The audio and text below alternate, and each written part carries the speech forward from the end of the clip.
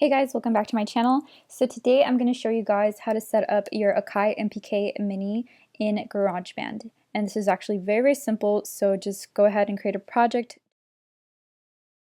And then you go ahead and click Software Instrument where it says plug in a USB MIDI keyboard to play and record.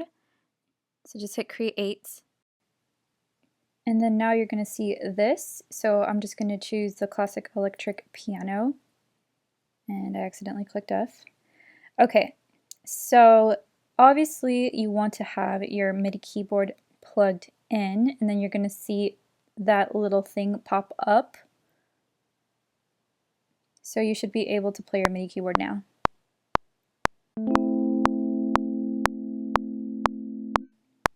That's pretty much it, you guys. So now you're able to use your Akai MPK Mini with GarageBand. If you have any other questions, feel free to leave comments below and I will try to get back to you as soon as I can. Until then, I will see you guys on the next one.